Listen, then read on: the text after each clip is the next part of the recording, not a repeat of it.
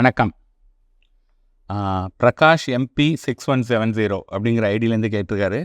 Hi sir, Aditya Birla Frontline equity fund 1000 investment and ICICI Prudential blue chip ஃபண்டில் 1500 and எடல்வைஸ் mid கேப்பில் 1000 முதலீடு செய்கிறேன்.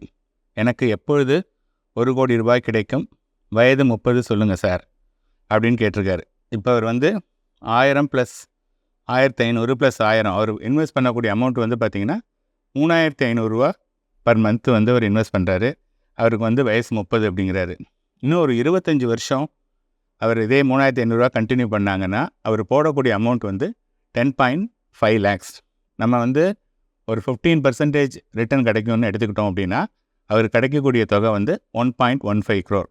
அதே சமயத்தில் அவர் இன்றைக்கி 3500 ரூபா போடுறாரு இல்லையா, வருஷம் ஒரு 500 ரூபா ஸ்டெப் அப் பண்ணுறாரு. அதாவது நெக்ஸ்ட் 12 months 3500, அடுத்த 12 months 4000, அடுத்த 12 months 4500. இது மாதிரி 500 ரூபா அவர் இன்க்ரீஸ் பண்ணார்னா அவருக்கு 21 வருஷத்துலேயே 1.09 crores கிடைக்கும். இந்த ஸ்டெப் அப் 500 ரூபானால அவருக்கு 4 வருஷம் மிச்சமாகுது. அடுத்த கொஸ்டின் இளையா தாஸ் 9959 அப்படிங்கிற ஐடியிலேருந்து கேட்டிருக்காரு. Hello sir, I am investing 5000 in Tata small cap currently. My age is 25. What can I do அப்படின்னு கேட்டிருக்காரு. இவர் 5000 rupees டாடா ஸ்மால் கேப்பில் போடுறாரு. அது அந்த 5000 rupees நெக்ஸ்ட் 22 இயர்ஸில் அட் த ரேட் ஆஃப் 15% அவர் போடக்கூடிய தொகை 13.2 லட்சம். அவருக்கு கிடைக்கக்கூடிய தொகை 1.04 lakhs at the rate of 15%. இதே இது அவர் 25 வருஷம் கண்டினியூ பண்ணாருன்னா அவர் போடக்கூடிய தொகை 15 லட்சம். அவருக்கு கிடைக்கக்கூடியது 1.64 lakhs. இந்த ஃபண்டில் கண்டிப்பாக அவர் தொடரலாம். அடுத்தது பார்த்தோன்னா வினோத் சுப்ரமணியன் 3363 அப்படிங்கிற ஐடியிலேருந்து கேட்டிருக்காரு. Hi, currently I am investing SIP Nippon small cap fund. Is the fund good for long term 20 years? Shall I continue the fund for long term அப்படின்னு கேட்டிருக்காரு. இப்போ பார்த்தோன்னா Nippon India small cap one of the consistent fund. இது 2010 செப்டம்பரில் launch பண்ணாங்க. இப்போ ஒரு 14 வருஷம் ஆக போகுது. ரொம்ப நல்லா பர்ஃபார்ம் பண்ணிகிட்ருக்கு. இது நிர்வகிக்கக்கூடிய மதிப்பு பார்த்திங்கன்னா இன்றைக்கி 57,000 கோடி. இப்போ ஸ்மால் கேப் ஃபண்ட்ஸில் என்ன சேலஞ்சஸ் கோயிங் ஃபார்வர்ட் அப்படின்னா, இப்போ 57,000 கோடி ஒரு ஃபண்டு இருக்குதுன்னு வச்சுங்களேன். அந்த ஃபண்டில் இன்றைக்கி அவங்க கிட்டத்தட்ட 210-220 ஸ்டாக்ஸ் வச்சுருக்காங்க.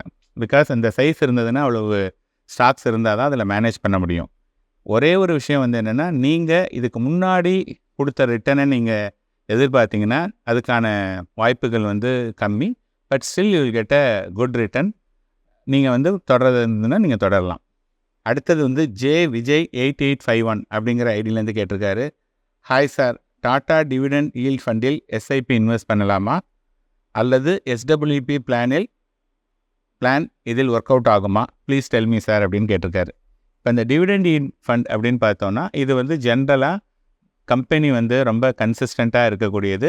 டிவிடெண்டு நிறைய கொடுக்கக்கூடிய ஸ்டாக்காக இருக்கக்கூடிய இதில் தான் அவங்க இன்வெஸ்ட் பண்ணுறாங்க. இதோடு நீங்கள் ஒரு நிஃப்டியை கம்பேர் பண்ணிங்கன்னா இது நிஃப்டி 50யோட இது நல்லாவே பண்ணிகிட்ருக்கு இவ்வளோ நாளாக. நீங்கள் எஸ்ஐபி டெஃபினட்டாக இதில் பண்ணலாம். எஸ்டபிள்யூபிக்கு நார்மலாக எல்லோரும் என்ன பண்ணுவாங்கன்னா, சரி 2 விஷயம் புரிஞ்சுங்க. SIP, SWP. எஸ்ஐபிங்கிறது வெல்த் அக்யூமுலேஷன் ஸ்டேஜ். நம்ம கொஞ்சம் கொஞ்சமாக ஒரு பணத்தை சேர்க்குறோம். அப்போ நம்ம we have to be aggressive. அதோடு இல்லாமல் நமக்கு ஒர்க்கிங் இயர்ஸும் இருக்கிறதுனால இந்த அப்ஸ் அண்ட் டவுன்ஸ் நம்மளை பெருசாக அஃபெக்ட் பண்ணாது. இந்த எஸ்டபிள்யூபிங்கிறது generally people will opt only at the time of retirement. அப்படி இல்லைன்னா அவங்களுக்கு ஒரு கேஷ் ஃப்ளோ வேணும் அப்படின்ட்டு. இப்போ கேஷ் ஃப்ளோ வேணும் அப்படிங்கிற போது அவங்க இந்த ஒரு பர்டிகுலர் இன்வெஸ்ட்மெண்ட்டை மட்டும்தான் டிபெண்ட் பண்ணியிருக்காங்க. அந்த இன்வெஸ்ட்மெண்ட்டு ஜென்ரலாக கொஞ்சம் மிக்ஸ்டாக இருந்ததுன்னா வாலட்டிலிட்டி கம்மியாக இருக்கும். ஸோ அதுக்கு நம்ம என்ன சஜஸ்ட் பண்ணுவோம் அப்படின்னா, ஜென்ரலாக ஒரு ஹைப்ரிட் அக்ரெசிவ், அதுக்கப்புறமா பேஃப் சொல்லுவாங்க, balance advantage R dynamic asset allocation fund. அப்படி இல்லைன்னா இன்றைக்கி multi asset fund popular. So better இந்த 3 ஃபண்டை நீங்கள் தேர்ந்தெடுக்கிறது எஸ்டபிள்யூபிக்கு நல்லது. பட் நீங்கள் கொஞ்சம் அக்ரெசிவ் இன்வெஸ்டர், நான் அப்ஸ் அண்ட் டவுன்ஸ்லாம் எனக்கு பற்றி கவலை இல்லை அப்படின்னதுன்னா dividend yield fund is also not a bad idea. அடுத்த கொஷின் கதிர்.ராஜேஷ் அப்படிங்கிற ஐடியிலேருந்து கேட்டிருக்காங்க. Sir, you said Parag Parikh flexi cap fund is not good choice. Kindly suggest me best choice sir. I have invested same fund Parag Parikh flexi cap fund. After your statement, I was confused whether I invest right or wrong way. So please kindly suggest me best fund for long term 15 to 20 years. I need best diversified. Thank you. See, first of all, நான் வந்து Parag Parikh flexi gap வந்து not a good choice நான் சொல்லவே இல்லை. ஓகேங்களா? Maybe அவர் எதுலேருந்து எடுத்திருக்காருன்னு தெரியல.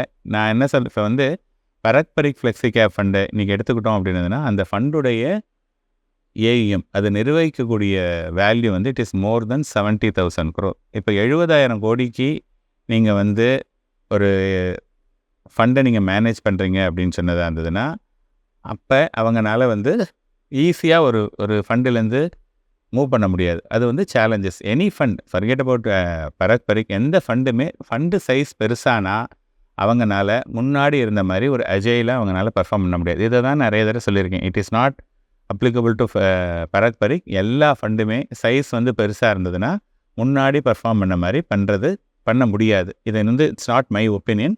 This is what all the data are statistics suggest.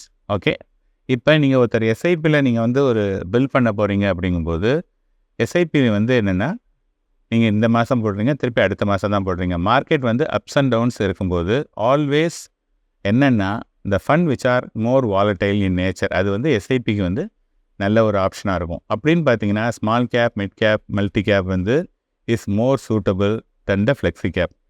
நீங்கள் வந்து பரத் பரிக் ஃப்ளெக்ஸி கேப்பில் பண்ணியிருந்தீங்கன்னா அந்த ஃபண்டு ரொம்ப நல்லா பர்ஃபார்ம் பண்ணியிருக்காங்க. ஒரே ஒரு விஷயம் மட்டும் புரிஞ்சுங்க, நீங்கள் லாஸ்ட்டு 10 வருஷமாக அவங்க பண்ணின அதே மாதிரி கன்சிஸ்டன்சி பின்னாடி பண்ண முடியுமான சேலஞ்சஸ் வந்து மோர் என்ன பிகாஸ் ஆஃப் த சைஸ். இந்த ஒரு விஷயந்தான் நீங்கள் டிசைட் பண்ணணும். அதுக்கேற்ற மாதிரி நீங்கள் தேர்ந்தெடுத்தீங்கன்னா நல்லாயிருக்கும். மேலும் ஈடி தமிழ் சேனல்ல வரப்போகும் பிசினஸ் மற்றும் அது ரிலேட்டடான வீடியோவை பார்க்க உடனே கீழே இருக்க சப்ஸ்கிரைப் பட்டனை கிளிக் பண்ணுங்க.